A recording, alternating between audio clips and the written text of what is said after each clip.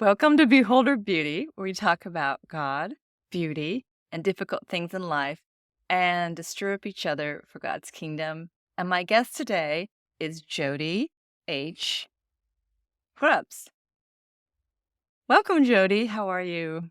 Hi, Deborah. I'm doing well. Thanks for having me on today.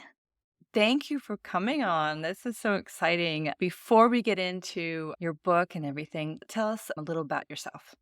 Sure. So, I am a slow living advocate, which just means I come alongside women who are really wanting to pause and slow down and evaluate the pace of their life. And I live outside of Raleigh, North Carolina.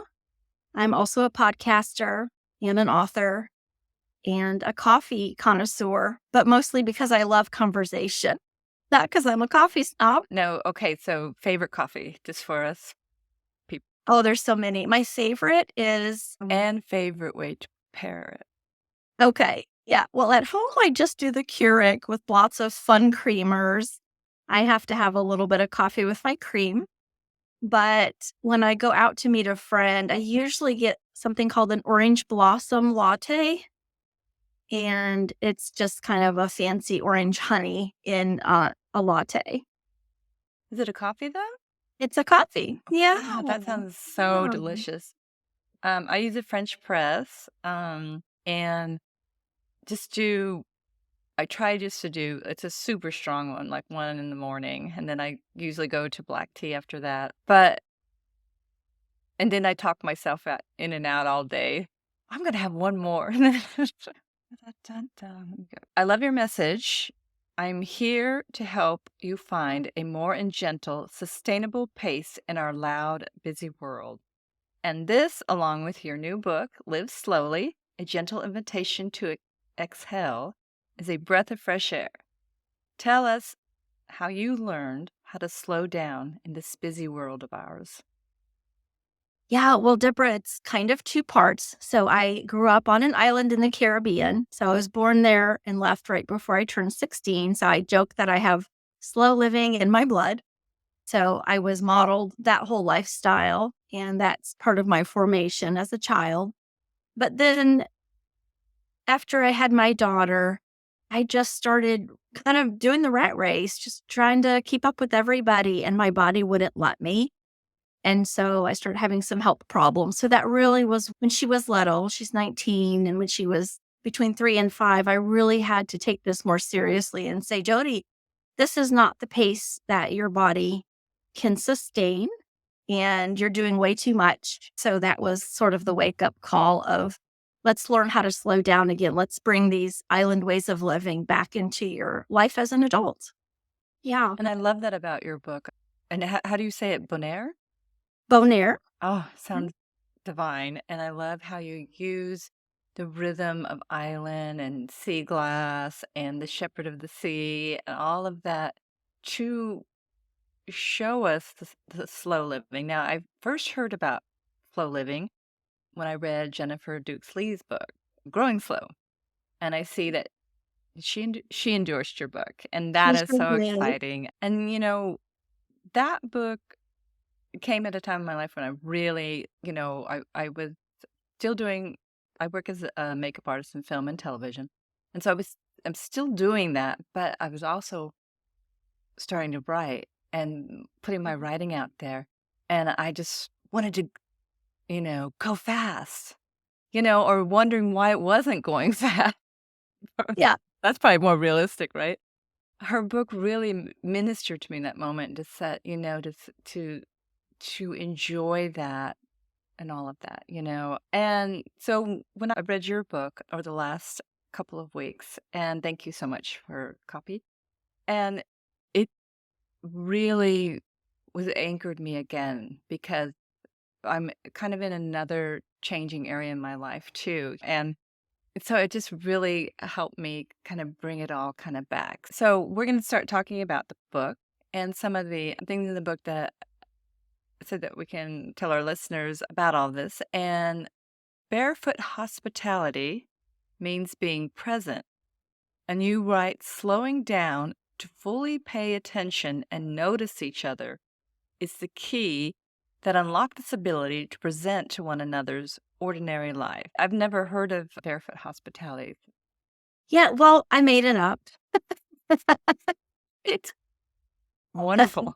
it's not new to me because I went barefoot as an island child for all those years, and I go barefoot now. My daughter goes barefoot, and so just started thinking about it. I was like, well, when you're barefoot, you just feel just so grounded and at home.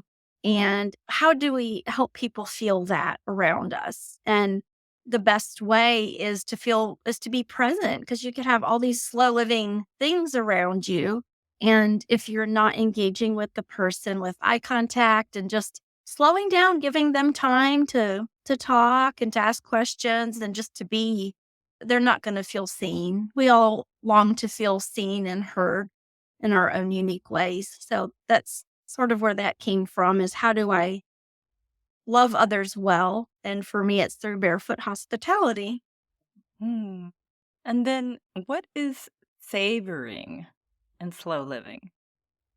So savoring, I have a whole chapter on that. It's a whole slow living practice. I find that we have so many amazing things in our world, but we don't even realize how special they are. If you're out at dinner and you have this wonderful dessert with friends, don't rush through it so you can get to your next thing. Like, savor it, savor the conversations with people, savor delicacies, whether that's a special coffee or tea with your dessert. So, savoring, we think of food, which is great because it gives us that image, but then sort of throw that out to a lot of other things in your life. If you're in a garden walking, don't just rush through to get to the sidewalk. Smell the flowers, savor everything that comes with that. So that's how I see savoring, is it helps us be present as well. And another area that you write about a lot in your book is solitude, which helps us. So, how can we seek solitude? Yes, it's a big one for slow living. So I always say, if you've been alone, but you haven't felt lonely, that's solitude. We have God with us all the time. We are never truly alone. But the world is just so loud that even if you don't have noises around your home or your work, it's loud with the news, it's loud on social media. There's so much clamoring for our attention that it's hard to even think, well, what do I think about this or that? Or what way is God leading me here or there? And sometimes we just can't even process because of the noise. And so, really, solitude anchors us back into being in communion with God and walking with Him through life and being able to be still and listen. Hmm. Yeah, I, I can tell when I need that because I start on the one side, all the noise and all the clamoring for our attention, but also I find then myself wanting to be like almost be a part of that. And that's when I have to bring it back and go, no, Yeah. go into solitude, pick up the book, read it, go on a walk, Yeah. and just break away from that. But since reading your book, I've been trying to be present. And what area for me that's helping in is I'm not a good mom. And so instead of trying to do something in the pause of a task, for example, if I'm cooking the oatmeal and now it's boiling for some minutes, right? Instead of trying to put another task in there, just enjoying that moment, maybe looking at, we have some new orchids that bloomed, or Mm. watching the sun come up and taking advantage of that pause. Yes, you say that really well. I love how you say that. Yeah. It's important because we aren't machines. We can't just keep going and keep going. Even people who are type A and go getters, they need to pause so they can keep being their type A self. I I joke about that. People say, "Well, do we have to slow down?" I'm like, "Well, your body will tell you when you need to slow down. So don't worry about that." Yeah. that is true. So we're gonna switch into beauty for a moment. And do you have a favorite lipstick, lip balm, or beauty tip that you Oh would like to gosh, share with us? beauty tip. I usually get those from everyone else, but I love getting just a little bit of sun on my face, just 5 minutes maybe. It just feels like, a warm embrace. And then as far as like a favorite lipstick, I love any brand that has like a taupe. If you combine like a mauve and a taupe color, it just feels right for, I don't know if it's just for my skin tone or it doesn't feel too crazy and bold, which I'm not. So, yeah. Yeah, Yeah. I no, I love that. I love the warm embrace. Because I feel that way when I go in the sun too. I gotta get out there. So let's talk about, because you do talk about beauty in your book, and let's talk about what true beauty is, seeing ourselves as God's beautiful daughters, in correlation with your chapter 6, Awakening to Beauty. And you have Morgan Harper Nicole's quote in there. And would you like to read it? Sure. She says, "This is the season she will make beautiful things, not perfect things, but honest things that speak to who she is and who she is called to be." So, how do we awaken to beauty? Yes. Well, slowing down has to be the first thing, Deborah, right? It's really hard to just fly past that rose bush and not awaken ourselves. So, putting ourselves in the path of beauty is what I have to do because we live in a hard world. It's tough. We're all either through something or walking with someone who is suffering, it seems. And so, bringing beauty in is just really important, but knowing it doesn't have to be perfect, which I Hmm. kind of like her quote for that reason. So, just awakening to beauty helps us it helps us keep slowing down, but we have to slow down to be open to that. And it could be different for everyone. I'm not a climber, so I'm not going to go rock climbing or something like that. One of my good friends is. But mine might be just really when I walk around my neighborhood, I like to see the cherry blossoms and the magnolias and the berries on the bushes and all that, the birds. And I find that it just starts awakening me more. And then I keep seeing, once you see beauty, you can't unsee it. Hmm. And it just helps anchor again. It's one of these anchoring things that we're awakened and then we're anchored in it. When I think well, God puts them there for us, and they're like Yeah. these gifts everywhere. Like, look here, this is for you. This is for you.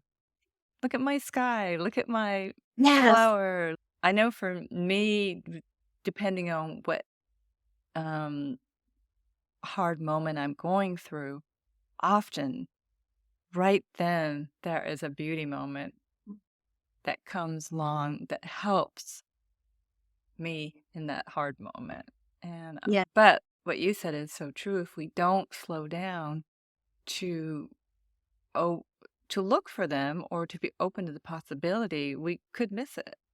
Yes, we miss so much that I think we don't know what we're missing sometimes because our society is just such a hustle culture that we've sort of lost that ability to just sit on the porch and watch the sunset. We don't have to wait till we go on a beach vacation to watch a sunset. Exactly. It's like that. And do appreciate growing up my days of high school and junior high, in the 70s. And all summer long, 3 months, it was that. It was the beach. It was it was the Yeah. parks, and it was slow living. We were bored but relaxed. Right. Right. Was That's relaxed. yes. Yeah. But it was fun. I mean, I don't wanna say bored, like if boredom could be, if you could imagine it being fun. Yep. Um, so next, I would love to share your poem about yourself from the perspective of, you wrote about how when God created you, and I just thought that was so beautiful, and I wrote it down as a poem to write. I haven't written it yet. May this child's turquoise eyes, as deep as the sea she will swim in, see untold beauty in my creation of both nature and people. May this child's white blonde hair, bleached from the noonday sun, bring unique delight to those around her. May this child's alabaster skin, handed down from her Dutch ancestors, one day feel the winds of change brush over her and stand in solidarity with humankind. May this child's heart, formed by me to hold feelings of empathy, never harden as stone in a world marred by grief and suffering. May this child's smile, while shy and inviting, be the catalyst for peacemaking and not peacekeeping. May this child's bent toward lingering and listening in a loud world help others feel seen and heard as deeper community is forged. May this child's gentleness and high sensitivity to chaos lead others back to me for rest and comfort. May this child's need for connectedness and love always be anchored in my love for her, my lovely creation. That is so beautiful. And then on that poem, I mean, all this goes so wonderful together with Morgan Harper Nichols' quote and your poem. And then as God's masterpieces, how does it free us to know that we are his masterpiece, but also a work in progress? Yes. Well, I love this whole idea of the both and, because we're told in the Bible that we're his masterpiece, but also we're always going to be a work in progress while we're human, while we're on this earth. And so it frees us because God created us. We didn't create ourselves, and we don't have as much control over everything as we think we do. So being God's masterpiece allows the creator to bring out the best in us, because he made us. He had these things in mind when he made us to begin with. Just like if a potter is making a special bowl, they already have in their mind how they want that to look in the end. And so there's good works that God has prepared in advance for us to do. And how we were created as his masterpiece falls into that beautifully as we live out our life. Yeah. But I love what you just said, that he's got a vision in mind. Yes. So our vision is never going to be as perfect as his, right? Right. So We're thankful from that, though. if we could just allow him to do his work, right? Yes, I have a chapter called Letting Go, because it's so hard to take our hands off our own life. And we forget we have a master creator who knows all things and knows us very well. Yeah. And so now in our conversation, we're going to the difficult things in life. So let's go on that line of what you just said, though. How do we do that? Like, can you point us to something that we could start today, perhaps? Letting go, Deborah, that has been one of the hardest things for me, because I'm a person that I'm easygoing, but yet I have a problem with control. I want to control things so that I don't have to feel anxiety, or if things are not going well with another person, it makes me just feel like I want to control the situation.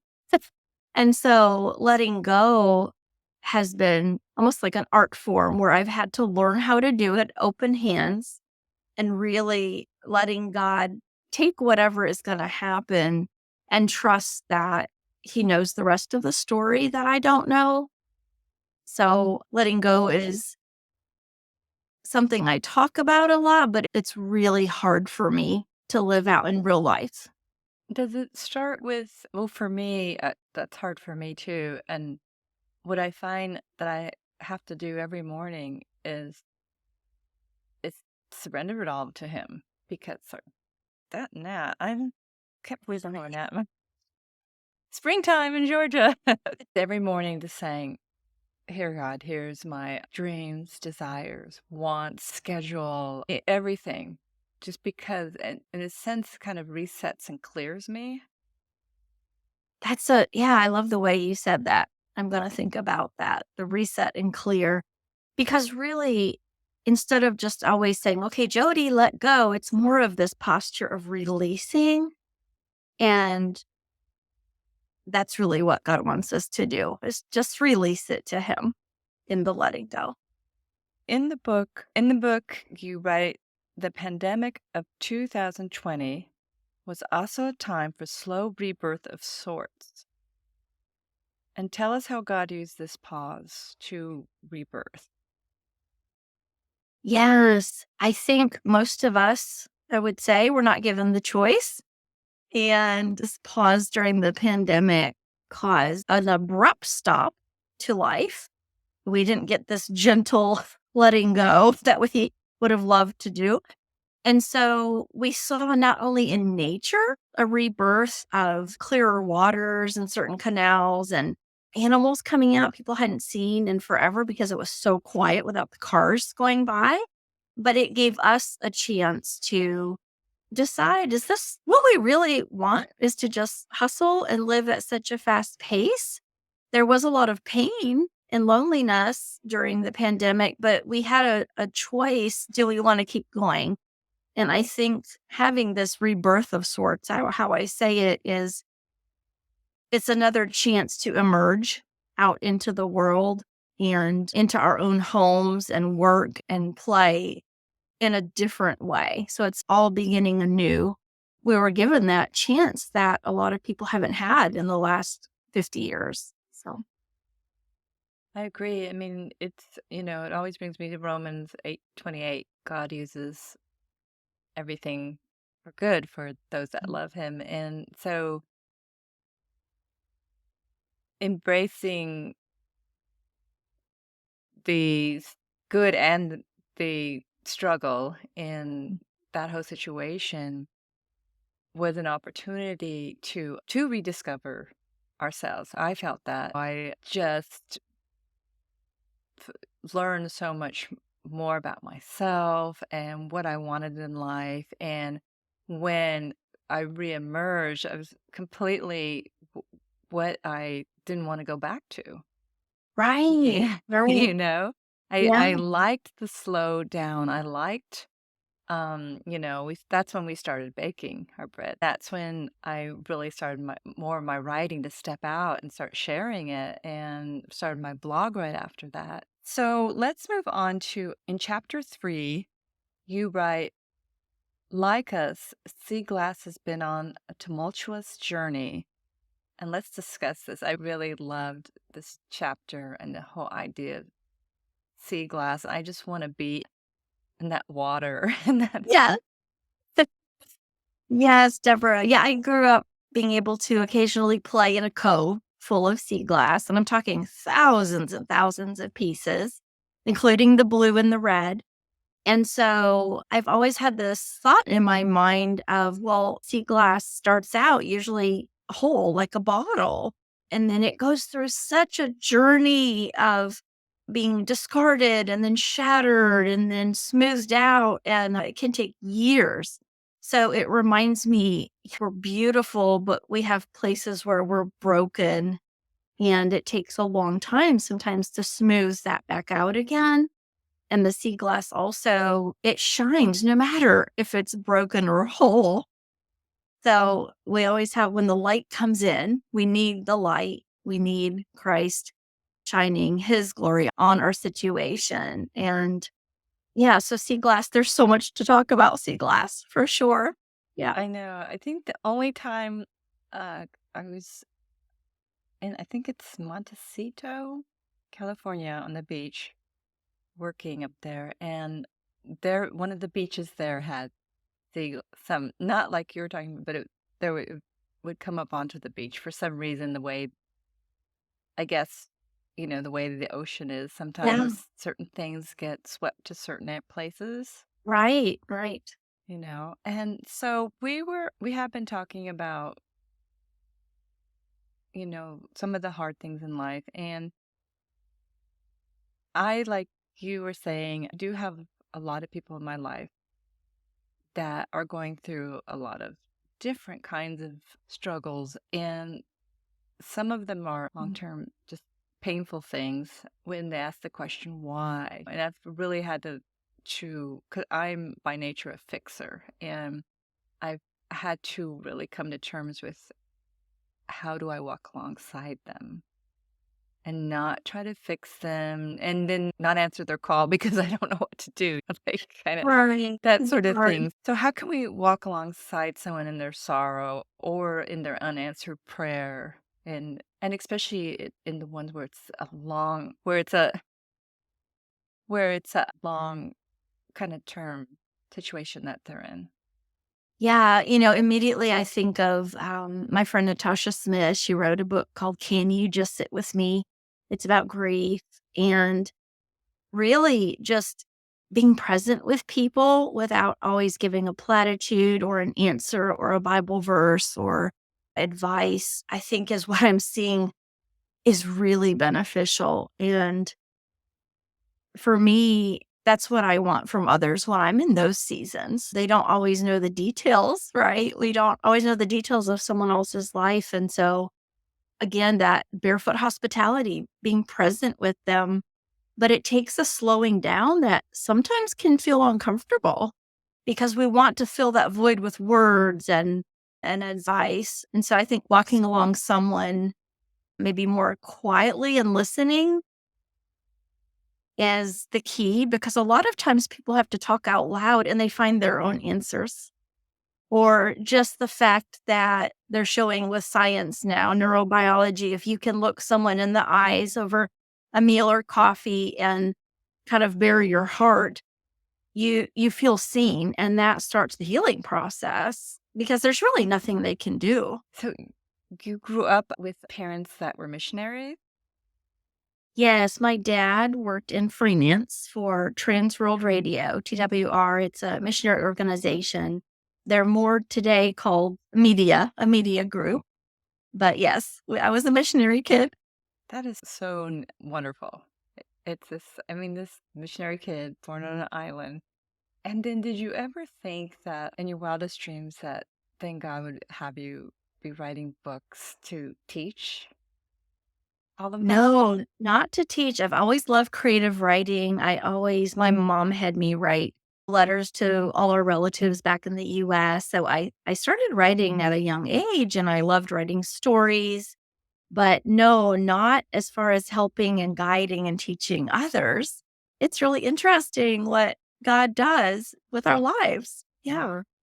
I know with my whole message of Beholder Beauty, it began with me asking the questions for myself and then finding that there are other women asking the same questions. And I was like, oh, okay, I'm not alone in this. So for you, is it sort of the same? Like you needing to slow down and then God starts teaching you and now you're passing that on. Yeah, I just kept running into women who would say, "Oh, I'm just so tired. I'm not sure how to say no, or I don't know what people will think." And I started actually helping different friends here and there, kind of showing them how they could start saying no, slowing down, and then it helped. And I thought, "Oh, I could show people how to do this."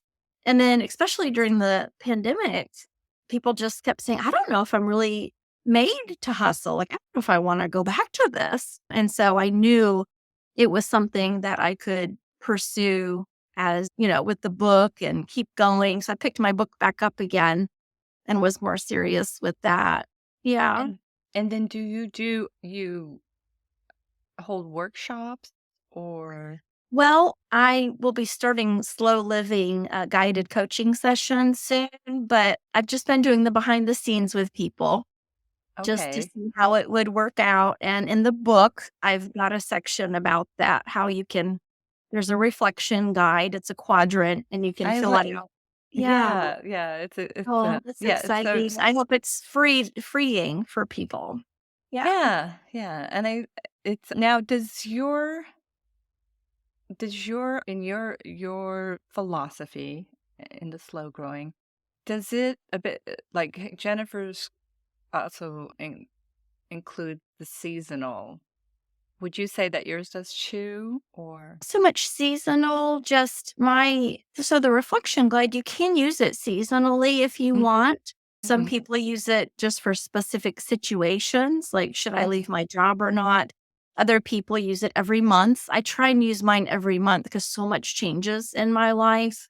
I don't want to be over capacity or say yes to something I shouldn't have. So it keeps sort of as a guideline for me. And then there are people who do use it every quarter with the calendar. Mhm. So, So, is there anything else upcoming that you wanna talk to our listeners about? well, my book, it's coming out on April 30th called Live Slowly. And so that's the big news in my life right now. That is so exciting, and what are you planning on doing? I have some friends that we're just going to get together and celebrate. I've got a few local book signings I'm getting set up now ahead of time. So everybody listening, Jodi's book is coming out, and we're gonna be giving a free copy away, and we'll be giving a coupon away, so it'll be in the show notes, and you'll be able to get your book. And where can people find you? Yes, mostly I'm on Instagram at Jodi, Jodi dot Grubbs. And then my website is jodigrubbs.com. And you can find everything about me there. Yeah. Oh my goodness. Well, thank you so much for coming on Beholder Beauty. It's really pleasant and wonderful to talk with you today. And just to let people know your book's coming out and they do not want to miss this because they get to slow down. Yes. Oh, thank you, Deborah. It's been my pleasure to be your guest today. Thank you so much.